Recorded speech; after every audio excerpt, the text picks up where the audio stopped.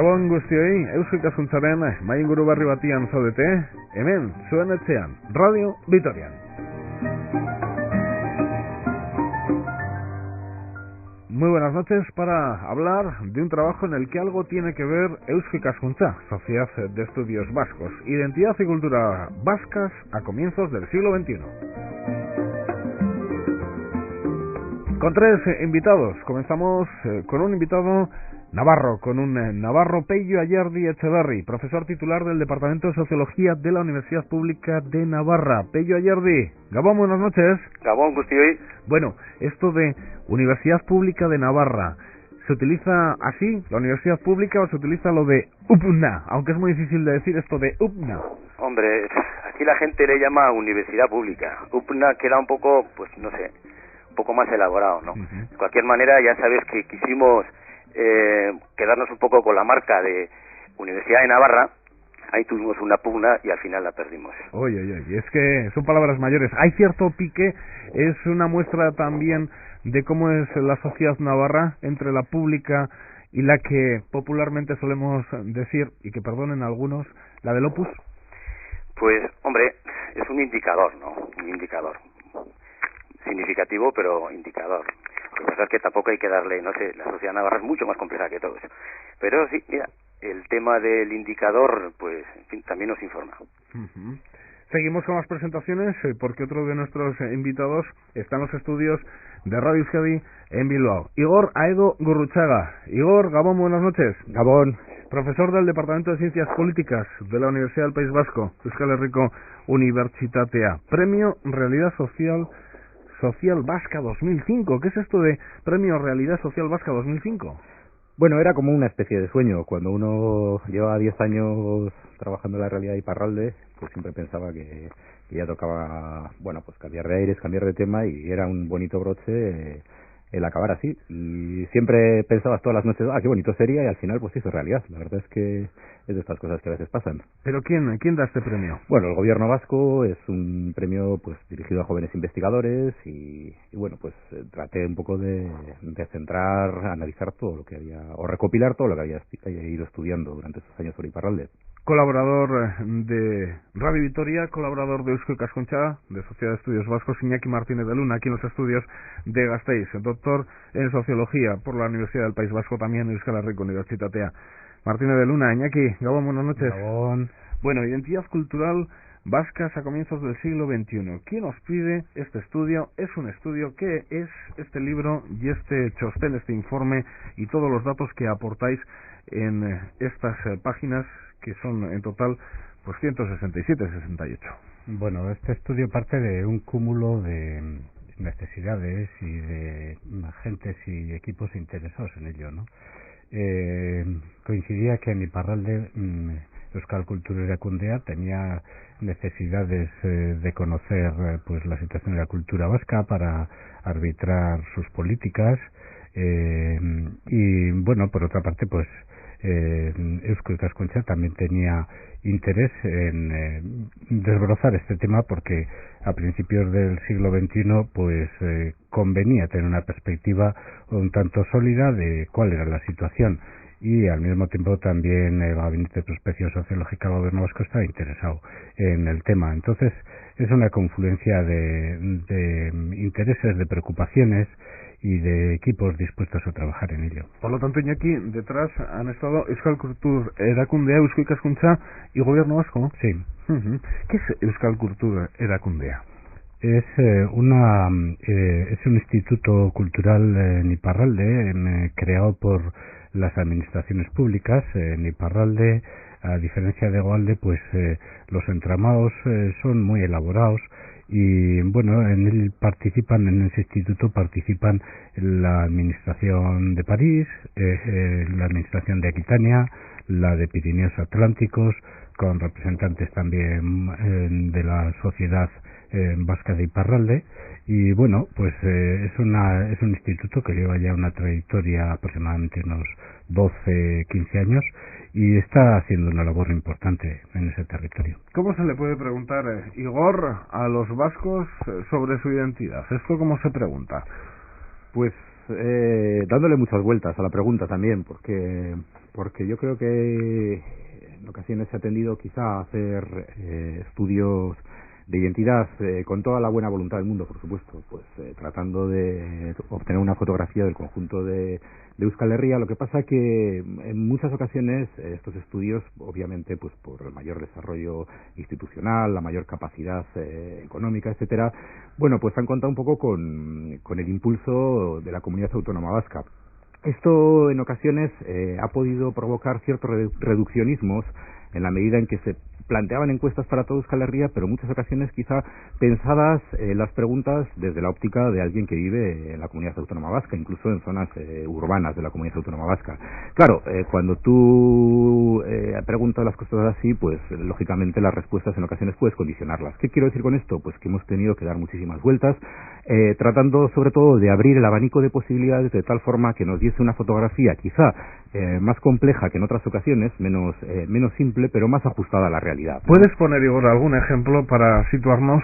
Bueno, hay una cosa muy sencilla. Por ejemplo, cuando tú preguntas en Iparralde, en euskera, en torno al concepto de Euskal Herria, pues las interpretaciones pueden ser múltiples. Zer da Euskal Herria? Claro, Euskal Herria puede ser País Vasco, puede ser las 7 provincias, puede ser Iparralde, exclusivamente, que es como también lo denominan ellos, ese territorio, ¿no? Euskal Herria, no solo Iparralde, o País Vasco Norte, o País Vasco Francés. Entonces, claro, cuando a una persona le preguntas, pues, ¿qué es Euskal Herria?, el nivel de complejidad en algunas zonas aumenta. En el caso de Navarra, todavía incluso probablemente más, ¿no?, que lo que podría ser el de Iparralde. Uh-huh. Desde luego que este es un estudio para volverse loco, señor Ayerdi, porque no sé si tenemos un poco de locos los vascos, así que, Pello, pues a mí me parece desde luego muy complicado. Estamos hablando de 3 administraciones diferentes, 2 estados, un pueblo, el vasco, pero ya, por ejemplo, en el tema del cine, solo hablando de cine, y hay cierta polémica sobre qué es cine vasco. Cine vasco es solo Aupa Etxebaste y películas hechas en euskera, o cine vasco es lo que hace Armendáriz, también en castellano desde Madrid. Pues no le puedo decir, porque no soy muy aficionado al cine, y entre otras cosas, pero yo me imagino que cine vasco pues será lo que piensen algunos que sea cine vasco. En el momento que se da la etiqueta de cine vasco, pues algo de vasco tendrá, me imagino. Le quiero decir que indagar en la identidad y en la cultura vasca, ¿y qué es ser vasco? Bueno, pues eso es muy difícil. Yo le puedo decir que la Pero no lo han aclarado ustedes. Hombre, ser vasco, eso es como ser, no sé, creyente, o como ser del pueblo de Dios. Eso es muy complejo, señor mío.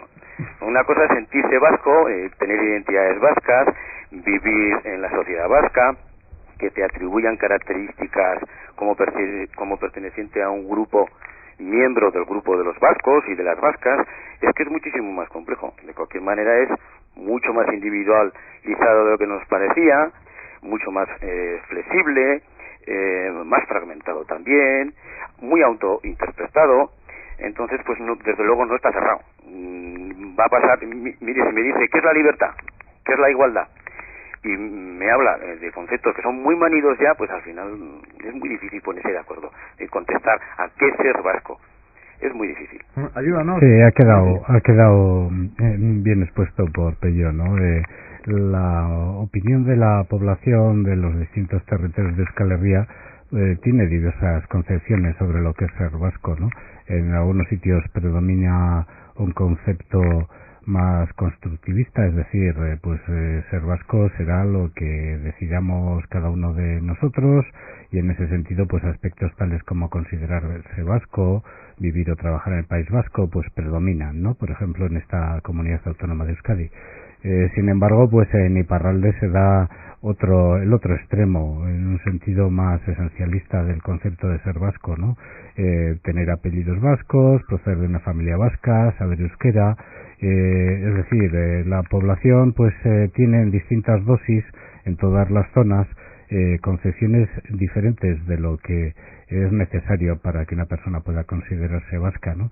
Y eso es sin más un reflejo de la pluralidad de este país y de las distintas formas de ver y de concebir este país, ¿no? Ustedes, como preguntan esto, intentando, pues, nos deben de ayudar a acercarnos a este tema, y en ese sentido, Iñaki, te voy a tutear porque, como decíamos, colaboradores de Radio Vitoria, ¿cómo llegáis a alcanzar un resultado sobre la identidad y la cultura vasca? Esto no solo puede ser esa pregunta que muchos oyentes recordarán por diferentes estudios de ¿se considera usted más vasco que español? ¿Se considera solo vasco? ¿Se considera vasco y portugués o portugués e irlandés?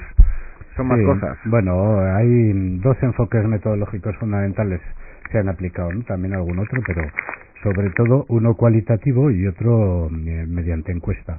El cualitativo es un foro abierto en el que las formas de expresar los pareceres y los sentimientos pues son amplios, flexibles, con muchos matices y que no caben en una pregunta reduccionista como lo que necesariamente suele aplicarse en las encuestas, ¿no? Pero la formulación reduccionista tiene la ventaja de que permite cuantificar, de que al final sabes cuántos en la población o qué proporción de la población piensa de una forma u otra. Pero el concepto en sí es variado, amplio, con muchos matices y sobre todo, y ahí le paso la pelota a Pello, ¿no? En el caso de Navarra, ahí hay muchos más polos para acercarse a la identidad, ¿no? Sí, yo creo que sí. Aquí compite la identidad vasca, la identidad navarra, la identidad vasco-navarra, la identidad española, pero yo al final veo que, en fin, las dos importantes son la identidad navarra y la identidad, yo le llamaría vasco-navarra. Navarra y vasco-navarra. Eso es, yo le llamaría así. No creo que sea una lucha de identidades más clara y nítida entre identidad vasca e identidad navarra. Es identidad navarra y identidad vasco-navarra. No española navarra y vasco-navarra, sino navarra vasco-navarra. Sí, yo creo que sí, porque la gente que se siente solo español en las encuestas aquí, pues tampoco ocupa el primer lugar. ¿Entiende? Pero ahí, Iñaki, aparte de preguntar lo que uno se siente, se han preguntado muchas cosas más. Sí, también, por ejemplo, cuál es el concepto de Euskal Herria, ¿no? Que es uno de las entradas, digamos, del estudio, ¿no? Y bueno, pues ahí también hay diversas concepciones, por ejemplo, pues Igor mencionaba antes, ¿no? Concepciones de solo el País Vasco francés, como Pays Basque, Euskal Herria, o sin embargo, hay dos opciones predominantes, empatadas prácticamente además, ¿no? Son la concepción de Euskal Herria como las 7 provincias, que es un concepto pues de gran fuerza simbólica para muchos sectores de la población, el Zazpiak Bat, etcétera, con una tradición cultural de reconocimiento además pues exterior, en el sentido de que pues la enciclopedia británica, la gran enciclopedia francesa, etcétera, cuando hablan del País Vasco pues consideran todos esos territorios de Euskal Herria, ¿no? Y luego hay otro concepto de más de cuño político administrativo, pues que restringe la extensión geográfica del País Vasco, Euskal Herria, pues a la comunidad autónoma del País Vasco, ¿no? Ese concepto seguramente es deudor de la actual división político-administrativa. Pero ustedes aquí han preguntado muchas cosas más, tengo entendido, sobre aprendizaje del euskera, modelos lingüísticos, participación en actividades culturales, consumos de televisión, consumos de música. Veo muchísimas cosas más, hábitos, costumbres, modo de vida. Sí, el estudio es polifacético y con cantidad de elementos de interés, ¿no? Y la propia información ofrecida, pues, por ejemplo, en los grupos de discusión, los trabajos cualitativos, etcétera, son de bastante profundidad y además, como antes apuntaba Igor también, pues con un intento de aproximación diversificada y descentralizada, es decir, hay un estudio específico cualitativo para Iparralde, hay otro para Navarra, hay otro para esta comunidad, hay unas conclusiones compartidas para todos los territorios de Euskal Herria. El estudio, lo mismo que los propios conceptos de identidad y de cultura vascas, que además, como suele decir bien Pello, pues son diversos. Lo dejo que lo explique, el que le gusta explicarlo y lo hace bien, ¿no? Bueno, todo ello es plural. Lo hago también y no sé si me gusta tanto, porque es muy complejo. Adelante, Pello. No, yo el asunto de la identidad vasca me parece tal como se siente en Navarra, ¿no? Hablando desde aquí. O sea, haciendo énfasis en la sociedad navarra. El tema de la identidad, con todas las letras, con mayúsculas, pues me parece un poco exagerado, porque es muy difícil encontrarlo en la realidad, así químicamente puro, ¿no? Yo hablaría más de identidades vascas. Identidades vascas muy variadas, ¿no? Pero, por ejemplo, es lo mismo que me ha preguntado usted antes, ser vasco en el Valle Salazar que bueno, en un vallecito de Iparralde o en Durango, es que es muy diferente. O sea, la diferenciación existe. Otra cosa es que dentro de la diferenciación pues haya creencias, disposiciones y que se compartan pues una serie de hechos culturales y que nos vean desde fuera con unas características y nos atribuyan pues que somos miembros de un grupo. Yo eso creo que eso pasa en cualquier comunidad, ¿no? Le quiero decir, si hacemos una reflexión sobre otro pueblo de este planeta, pues también hay esas diferencias. Sí, lo que pasa es que hay unos elementos comunes claros, por ejemplo, el idioma. Sí, bueno, precisamente el idioma es un elemento recurrente en todos los grupos y en todas las opiniones recogidas, no siempre para posicionarse de forma incondicional a favor del euskera, pero sí para darle por lo menos una importancia como elemento indispensable dentro de lo que es la identidad y cultura vascas, ¿no?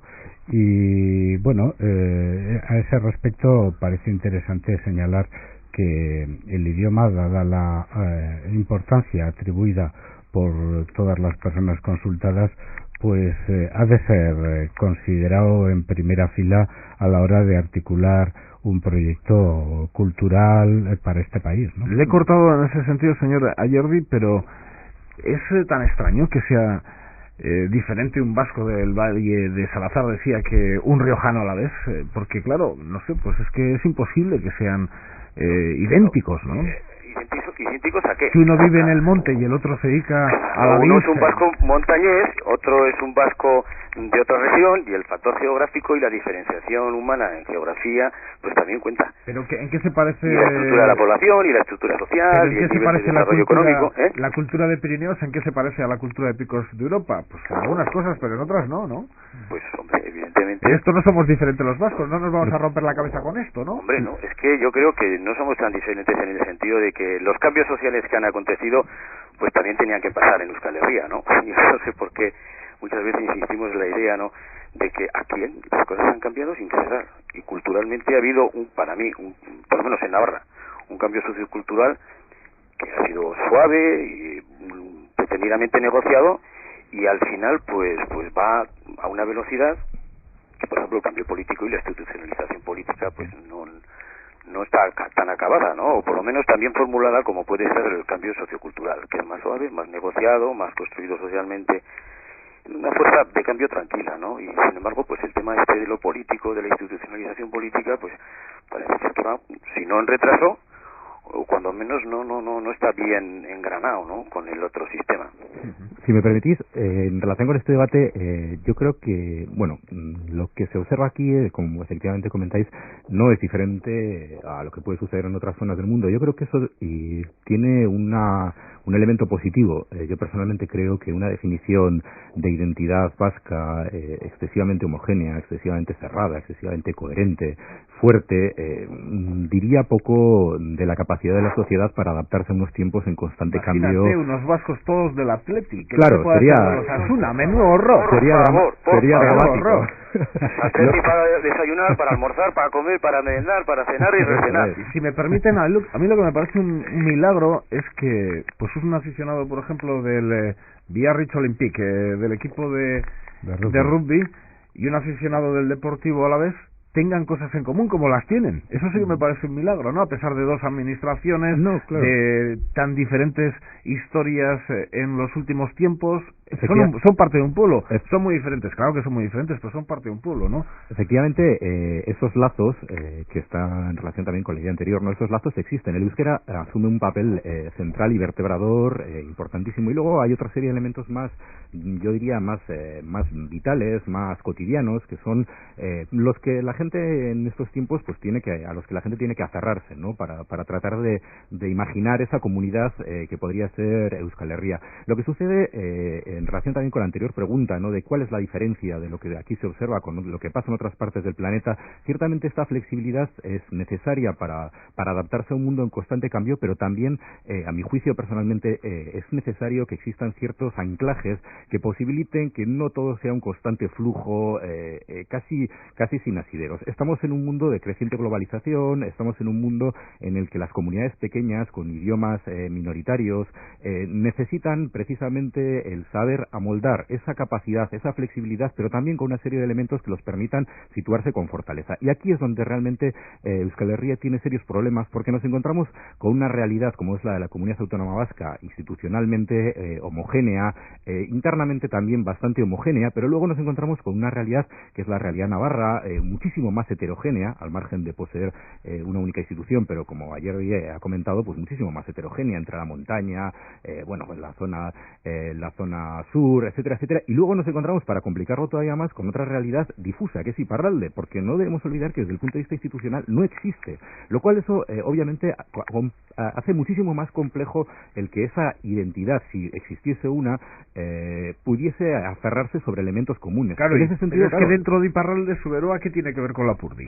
Claro, bueno, tiene mucho que ver, obviamente, y de hecho... Pero le quiero decir, la realidad de Oniban Eloitzun con la de Maule, bueno... Absolutamente diferente, es absolutamente diferente. Lo que pasa que quizá lo que es interesante en este sentido, con respecto a Iparralde, y que yo creo que los resultados se observarán al medio plazo, no a corto plazo, porque, como decía Iñaki, las encuestas son demasiado cerradas como para que la gente pueda abrirse, ¿no? Pero yo creo que lo que se está observando es que esa realidad que antes no existía empieza a cobrar existencia. Por ejemplo, un hecho significativo que en una encuesta no se puede reflejar es que este año se ha celebrado la primera edición de una feria que trata de trasladar el mundo agrícola del interior a la costa, a Bayona. Contó con el rechazo de la alcaldía y a la vista de que participaron en ella 30.000 personas, lo cual, extrapolando los datos poblacionales a la Comunidad Autónoma Vasca, estaríamos hablando de algo inconcebible.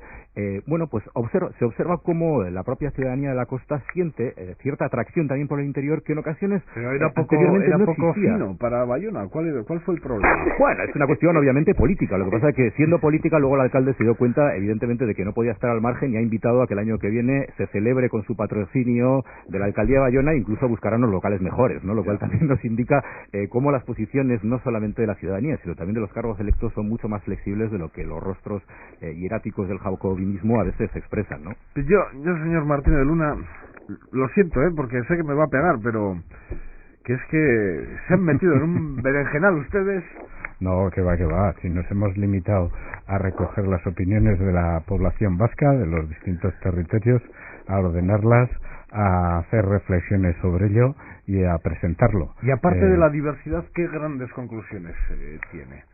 Sí, para mí una conclusión, al hilo de lo que mencionaban los compañeros de comentario, ¿no?, y de investigación, es que, bueno, la situación de Euskal Herria se debate entre la paradoja de compartir elementos culturales comunes en todos sus territorios y la incorporación continua a través de los siglos y también en el presente de elementos externos, culturales externos, y eso agudizaba además pues por la división en dos estados, ¿no?, de Euskal Herria. Y no olvidemos pues que los estados tienen muchos instrumentos muy poderosos y de gran fuerza simbólica para transmitir valores culturales diferenciados, etcétera, ¿no?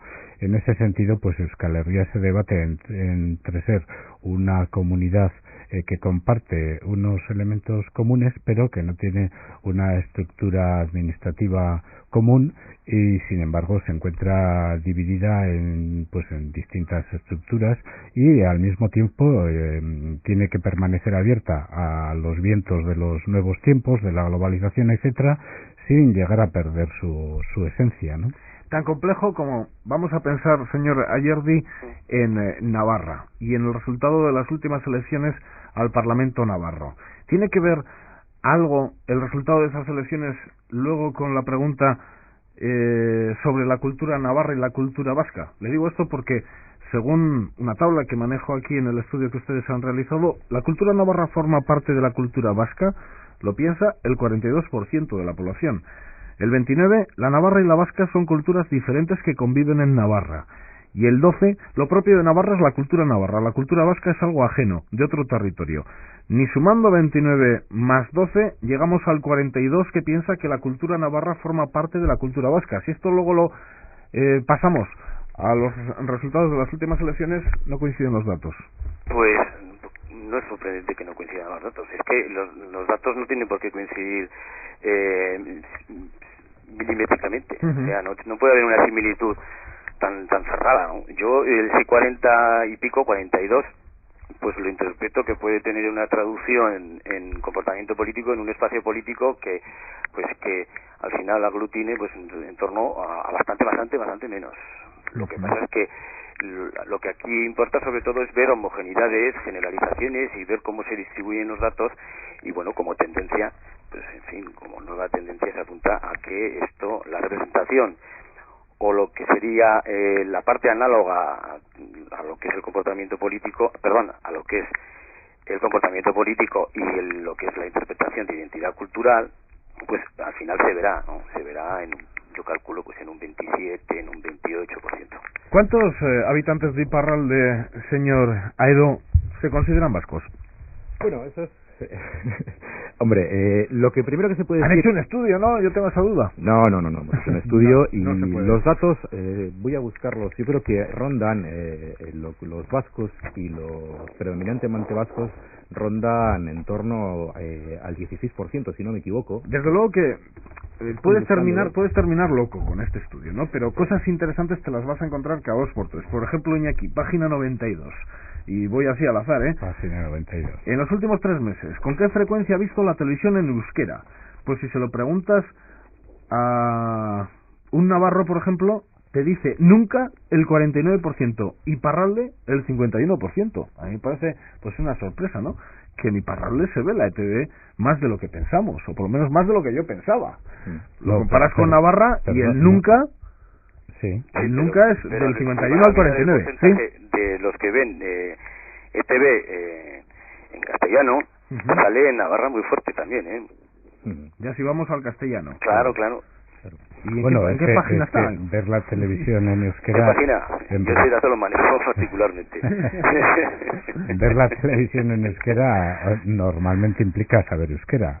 Quizás no con una capacidad lingüística muy elevada, pero por lo menos tener unos conocimientos básicos relativamente sólidos. Y que el 49% de la población de Iparralde ve alguna vez la televisión en euskera, no, perdón, te estás equivocando, creo. ¿Me estoy equivocando? Dice, nunca 49%.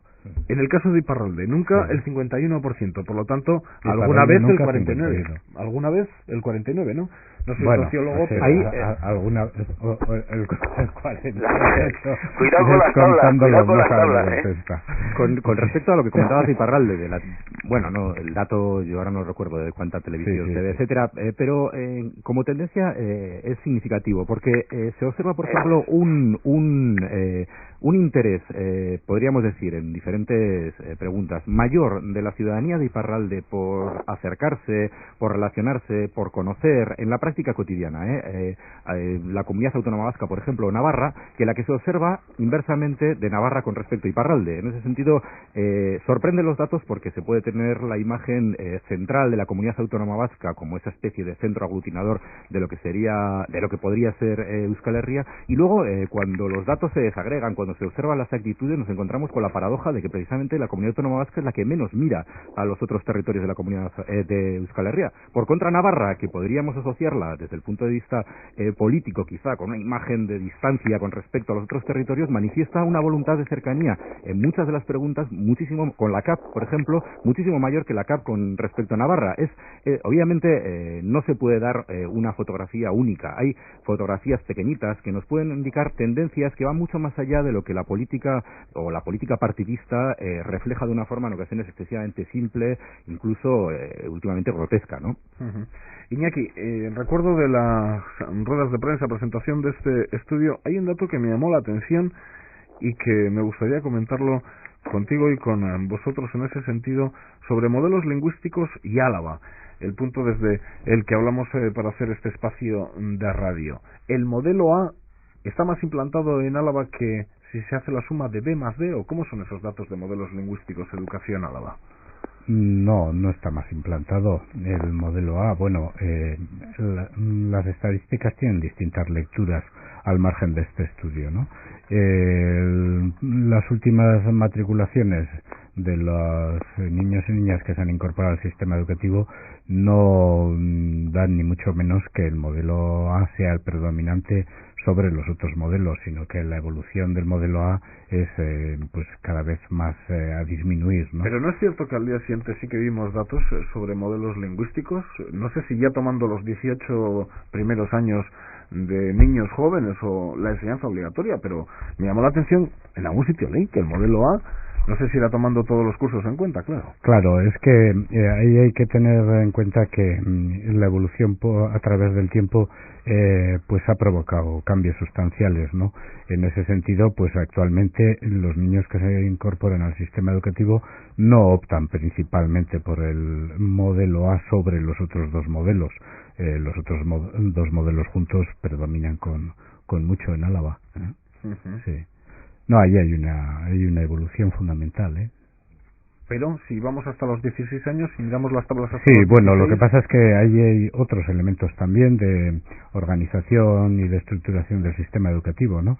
Es decir, que en las enseñanzas más avanzadas, no en todos los sitios, todavía todos los centros han incorporado las líneas de euskera a todos los niveles, se va cambiando también en ese sentido, la evolución está clara, pero bueno, tampoco los recursos disponibles se pueden poner pues patas arriba, digamos coloquialmente, de la noche a la mañana, y tampoco la demanda de la población ha sido rupturista, sino que es una evolución palpable y sólida, pero evolución, no una ruptura, ¿no? También me llamó la atención otro titular. Hay que tener mucho cuidado con estos titulares que yo estoy aportando, porque claro, no es lo mismo los titulares que va a dar El Mundo sobre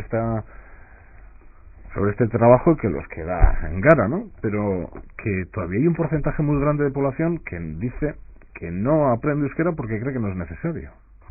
Bueno, eso no tiene nada de sorpresivo según las zonas sociolingüísticas de las que estemos hablando, ¿no? Por ejemplo, todos sabemos, en la mayor parte de los territorios de Álava y de otras zonas, de Vizcaya o de Guipúzcoa o de Iparralde o de Navarra, pues se puede vivir perfectamente sin tener el mínimo conocimiento de euskera, pero ¿no? hasta ese punto, a nivel cotidiano. Así contestaba la gente, no, yo no lo aprendo porque no es necesario.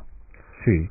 Bueno, lo que pasa es que, Iñaki, perdona, no es lo mismo una pregunta en una encuesta que, por ejemplo, una discusión, un grupo de discusión, en el cual la persona que en una encuesta contestaría, no me interesa aprenderlo, por ejemplo, pues quizá a la hora de debatir establece unos matices muchísimo más importantes, es decir, pero también para la gente que puede manifestar una actitud cercanísima al euskera. Yo creo que esto es, bueno, pues resultado de las metodologías, ¿no? Entonces, obviamente, pues puede sorprender que haya datos, a cada uno le sorprenderá el correspondiente dato, pero lo que nos debería sorprender a todos, por ejemplo, es la capacidad que en los grupos de discusión ha existido, estamos hablando de gran cantidad de grupos de discusión, para establecer puntos de anclaje, diálogos entre posiciones en ocasiones enfrentadas. Yo creo que esa es una fotografía mucho más difícil de lograr, de alcanzar, de visualizar que los resultados de una encuesta, pero es mucho más cercana a la realidad. En la medida en que muestra, pues bueno, cómo existe voluntad de llegar a consensos, de llegar a acuerdos a partir de la complejidad ante la que nos encontramos, ¿no? Y eso yo creo que es el dato más significativo, de forma que actitudes que en una encuesta puede parecer excesivamente radicales, a la hora de la verdad, en los discursos, en las prácticas, se mitigan muchísimo más. El dato es el siguiente, si no me equivoco, claro, entiendo que es entre castellano parlantes, dejando a un lado los vasco parlantes, pero ¿está usted aprendiendo euskera? Sí. Un 5% del total. No, pero antes sí estaba aprendiendo. Un 23% del total. La página es la 63, Iñaki. No, pero me gustaría si tuviera las condiciones adecuadas. Un 23%. No, y no tengo intención de aprenderlo, que a mí me parece un dato tremendo. Un 46%. No, pues a mí no me parece ningún dato tremendo, conociendo la realidad de este país, ¿no? A mí me parece, bueno, aparte de, por supuesto, muy legítimo, ¿no? Me parece una postura muy razonable por parte incluso de personas, como ha dicho Igor, que son favorables al euskera. Lo que pasa es que, bueno, pues en la vida hay muchas prioridades y aunque una persona pueda tener sentimientos muy favorables hacia el euskera, tiene una vida organizada de una forma, tiene una jerarquía de valores y quizás su distribución del tiempo en base a esa jerarquía de valores entonces no le permite. No, pero me gustaría si tuviera las condiciones adecuadas. Bueno, lo que pasa es que eso son respuestas retóricas también, ¿no? Claro. Si a mí me liberan en el trabajo durante 2 años y me pagan el sueldo, pues aprendo lo que me pongan. Lo que pasa es que esas circunstancias no se dan, ¿no? Y luego, por ejemplo, esta misma pregunta se observan datos también significativos. Si los fijamos en los grupos de edad, ese 46% baja al 26% en la gente joven, al 33% en la gente de mediana edad. Sí. Y luego llega al 71 la gente de más de 65 años, lo cual también es comprensible. Cuando tienes 65 años es mucho más probable que tengas menos intención de aprender euskera que cuando tienes 16 años. Y eso no indica para nada una actitud politizada contraria al euskera. Sin embargo, otro dato, por ejemplo, en Iparralde el 61% no tiene intención de aprenderlo. Sin embargo, en el estudio cualitativo se desprende cómo el euskera se ha convertido en un símbolo de modernidad. Y eso es importante porque la lengua, la tradición, las costumbres en Iparralde a partir de los años 50 se convirtieron en un síntoma de tradición, pero tradición asociada a lo arcaico, a lo pasado. Es un símbolo de modernidad en Iparralde actualmente los euskera son los En los grupos de discusión se ha demostrado, o sea, se ha observado cómo para la gente joven es un símbolo de distinción. Debemos tener en cuenta una cosa, el proceso de globalización, y más concretamente en territorios como el francés, que al proceso de globalización se añade la laminación absoluta de todas las culturas periféricas, de forma que nos encontramos a personas que han perdido sus orígenes, porque ya no conocen las lenguas, que se han movido por toda Francia y que sin embargo se encuentran asombrados ante todos los flujos del inglés, etcétera, etcétera. La gente está, por así decirlo, en posiciones muy precarias. Una persona que en ocasiones, en los años 70, 80, se podía sentir miembro de la Gran Francia, ¿de qué Gran Francia se va a sentir ahora cuando arden los suburbios? Cuando el problema político en Francia es brutal. Es decir, la gente necesita en ocasiones, fruto de la globalización, de haber perdido la cultura, tratar de encontrar esos referentes casi que le dan pues un poco de calor en unos tiempos muy fríos, ¿no? Y por esa razón es normal que la gente joven pues sienta, de hecho en algunas entrevistas nos comentaban, se observa como la gente joven se acerca a las tabernas, pide Garagar no viv, pero sin embargo está aterrada porque el tabernero le conteste en euskera, porque no sabe seguir la conversación. Pero sin embargo, y eso es un dato muy significativo, porque hace 10 años era inconcebible que alguien plantease el inicio de una conversación en euskera como elemento de distinción. Precisamente todo lo contrario. Me reconforta escuchar que si uno va a Iparralde y lo oye en euskera, dice, mira, un moderno. Un moderno por la calle. Yo pensaba que alguno pensaba, ¿dónde dejar las vacas? Porque como en algunas zonas está llena de turistas, ¿no? Pues alguno igual se pensaba que te habías aparcado las vacas en vez del coche. No, es cierto lo que dice Igor, aparte de este estudio, eso también se constata de otras formas en Iparralde. Hay una cierta... Yo para escucharlo en Don Iván Eloitzun todavía tengo que ir a la Soca, al mercado, y allí con el de la chapela, el que está vendiendo quesos, con aquel sí, porque luego me doy vuelta para arriba, para abajo, norte, sur de la calle principal de Don Iván Eloitzun y me cuesta, Tenéis que tener en cuenta que la alcaldesa de Don Iván Eloitzun ha sido la ministra de Defensa, o sea, que tampoco la ministra de Defensa de Francia, lo cual también es indicativo. Sí, además no tiene nada que ver una cosa con la otra, ¿no? Una cosa es que la población sea mayoritariamente francés hablante y además pues Don Iván Eloitzun con los flujos de turismo, etcétera, que tiene, la Marbella, ¿no? Pues no tiene nada que ver en la población autóctona con la que se pasea por la calle en muchas ocasiones. Sino si al final de allí solo será de la chapela. Evidentemente se habla más castellano que euskera, incluso en Don Iván Eloitzun también, ¿no? Sí, pero eso es gracias a los vascos de Goalde, o sea, que tampoco hablamos euskera, ¿no? En muchas circunstancias. Sin embargo, bueno, mencionando datos con respecto al euskera y estas posiciones de que si no se quiere aprender o no se aprende o lo que sea, y yo mencionaría otro dato. Si tiene o tuviera hijos o hijas, le gustaría que supieran euskera. ¿Página? Sí, página 70. Parece esto un examen para una oposición. Estamos aquí con hablar de datos y no tenerlos enfrente. Repetimos, si tiene o tuviera hijos o hijos. Sí, le gustaría que supieran euskera. Bueno, a nivel de general de todo Euskal Herria dice un 36% que ya saben. Y luego un 51% dicen que sí le gustaría que supieran. Es decir, si sumamos un 36 y un 51 tenemos un 87 que, bueno, en principio tiene una postura favorable o que ya saben euskera los hijos y las hijas. No me gustaría un 1%. Y esa postura, aunque con diferencias en su intensidad, pero es la predominante en todos los territorios, en Navarra, en Iparralde y en esta comunidad autónoma, e incluso yendo a los datos desagregados del CEDE, que no aparecen en la página para que no las busques, pues ahí podemos constatar que la suma de quienes dicen que sus hijos e hijas ya saben y de que les gustaría que supiesen, incluso en la zona más al sur de Navarra, también predominan. Efectivamente. Y lo que pasa es que conocimiento, uso social y querencia por el euskera son cosas muy complejas, porque hay mucha gente en Navarra, por ejemplo, que apoya políticas públicas de promoción del idioma vasco y sin embargo no lo saben. O sea que el valor que se le da a cualquier elemento de identidad no solamente es hablarlo y conocerlo. ¿Estamos? Sí, hay un elemento... Bueno, perdona que te interrumpa, Iñaki. Sí, por ejemplo, en Navarra tenemos que aumenta el número de matriculados en la enseñanza en euskera, referido al modelo D, las zonas que no son vascófonas. Sí. La mixta y la otra, la que es la normal, por decirlo así, para UPN, pues en esas aumenta sin cesar. O sea, aumenta a más velocidad que en la zona vascófona. Y eso, la explicación cuál es, pues es la población, Las zonas navarras ahora. La zona normal, la no normal, la la paranormal, la paranormal, etcétera. ¿Qué país? Bueno, yo creo que paranormales ya empezamos a ser todos un poco, ¿no? Sí. Sí. Pero así como en Iparralde decía que en los grupos de opinión y demás, decía en este caso Igor, que se empieza a ver que los jóvenes lo ven como un punto de modernidad al vascoparlante. En el caso de Navarra, la evolución del euskera, ¿cómo la ve, Pello?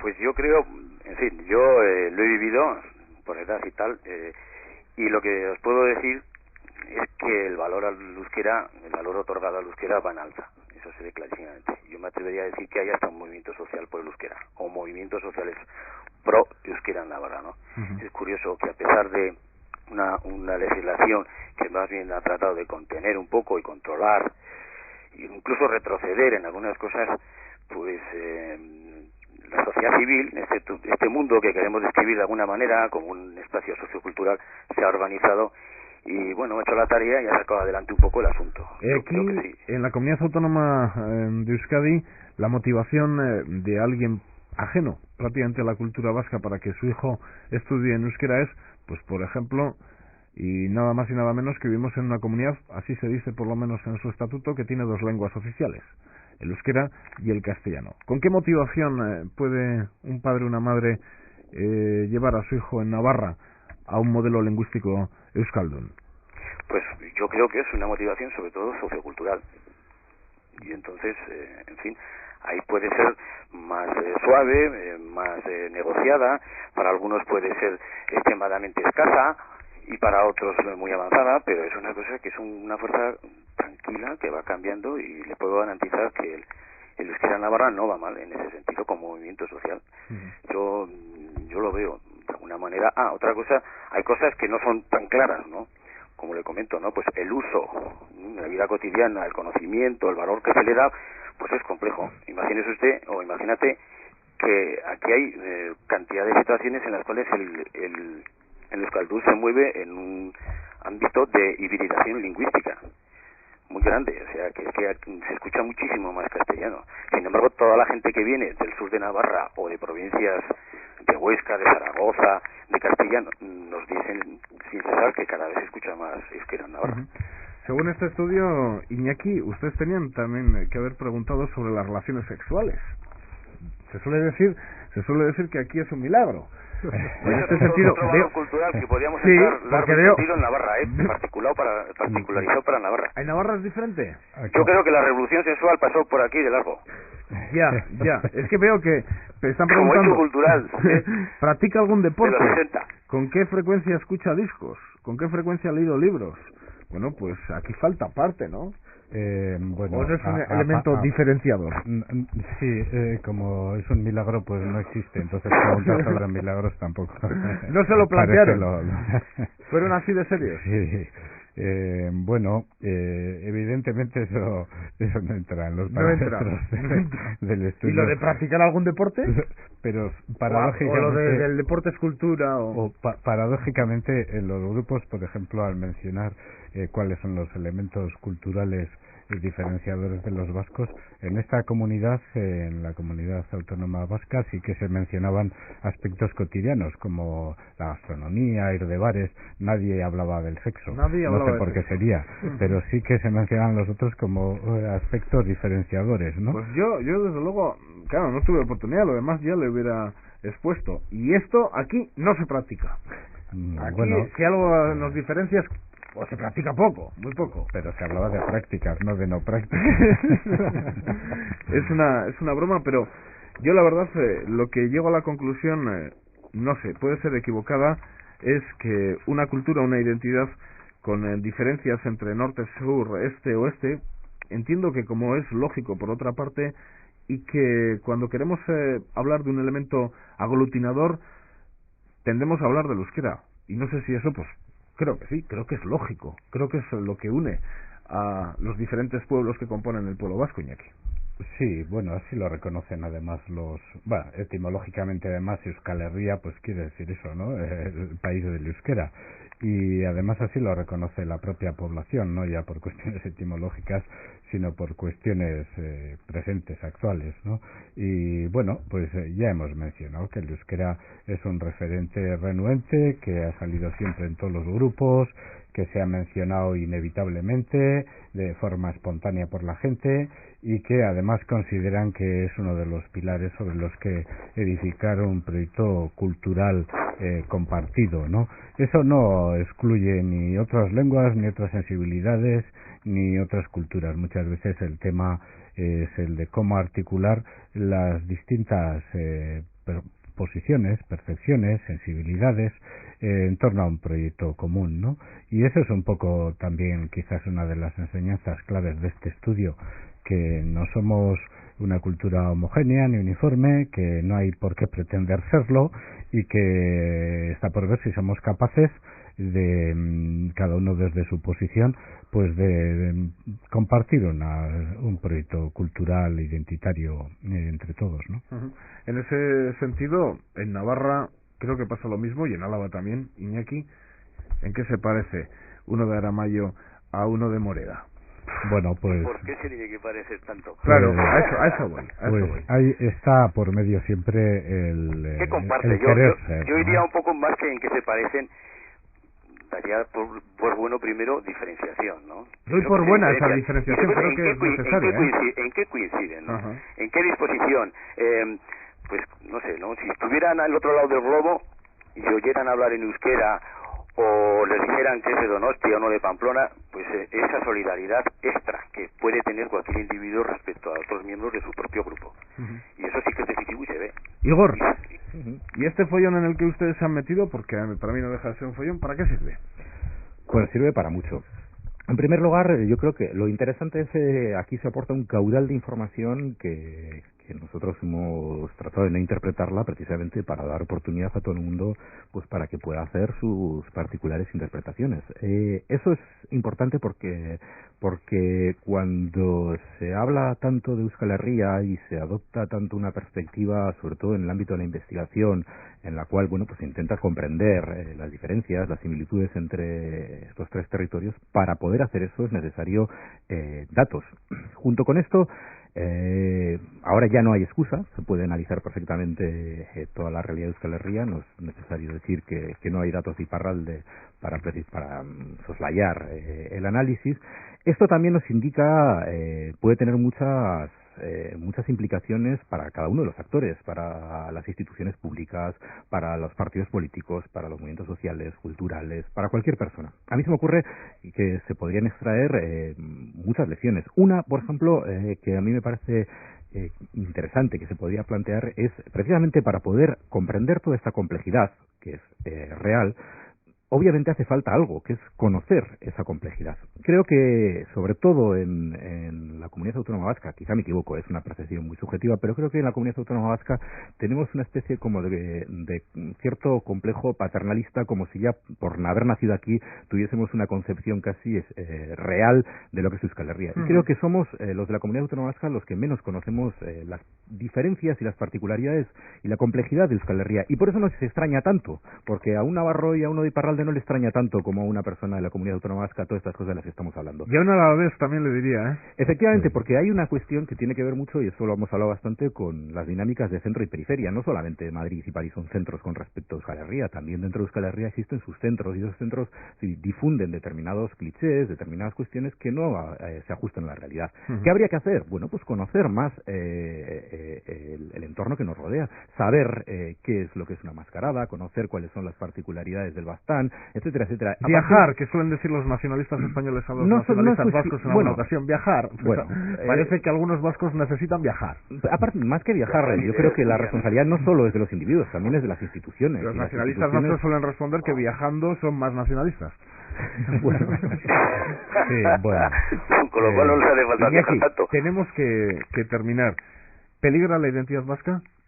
Bueno, eso está en nuestras manos, está en manos de toda la sociedad vasca. Ya sé que puede sonar evasiva la respuesta, pero no deja de ser una realidad. Aquí nadie tiene ni varitas mágicas ni exclusividades para definir y decidir nada. Entonces, somos todos los ciudadanos los que, bueno, pues a partir de cómo somos y de cómo queremos ser, pues decidamos el futuro, ¿no?